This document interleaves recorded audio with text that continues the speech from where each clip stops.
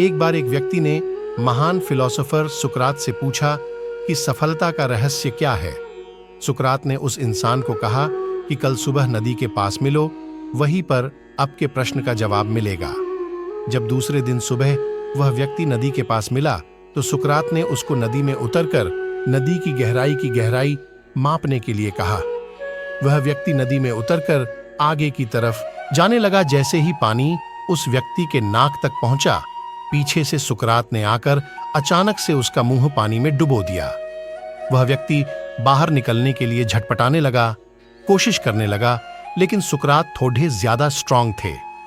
सुकरात ने उसे काफी देर तक पानी में डुबोए रखा।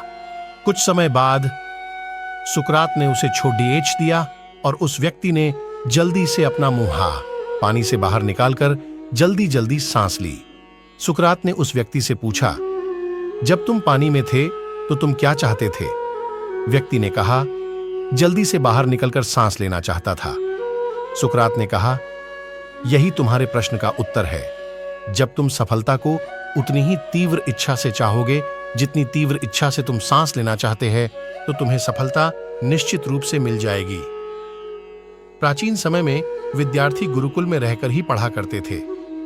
बच्चे को शिक्षा ग्रहण करने के लिए गुरुकुल में भेजा जाता था।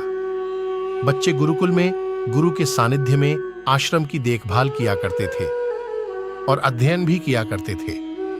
वृद्धराज को भी सभी की तरह गुरुकुल भेज दिया गया। वहां आश्रम में अपने साथियों के साथ घुलने मिलने लगा, लेकिन वह पढ़ने में बहुत ही कमजोर था। गुरुजी की कोई भी बात उसके बहुत कम समझ में आती थी।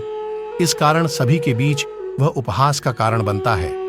उसके सारे साथी अगली कक्षा में चले गए, लेकिन वो आगे नहीं बढ़ पाया। गुरुजी जी ने भी आखिर हार मानकर उसे बोला, बेटा वरदराज, मैंने सारे प्रयास करके देख लिए हैं। अब यही उचित होगा कि तुम यहां अपना समय बर्बाद मत करो।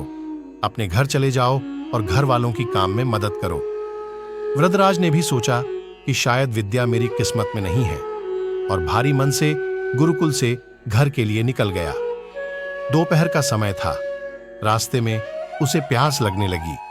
इधर उधर देखने पर उसने पाया कि थोड़ी दूर पर ही कुछ महिलाएं कुएं से पानी भर रही थी।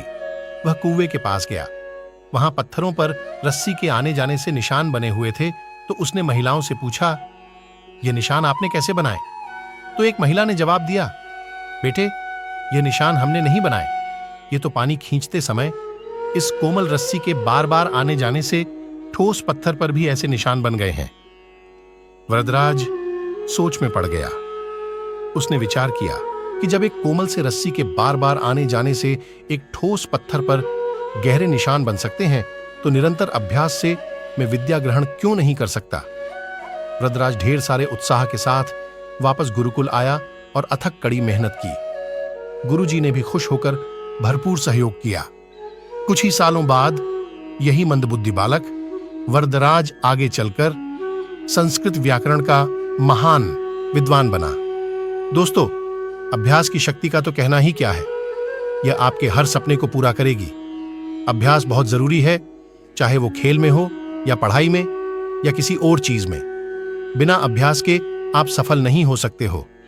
अगर आप बिना अभ्यास के केवल किस्मत के भरोसे बैठे रहोगे, तो आखिर मैं आपको पछतावे के सिवा और कुछ हाथ नहीं लगेगा। इसलिए अभ्यास के साथ धैर्य, परिश्रम और लगन रखकर आप अपनी मंजिल को पाने के लिए जुट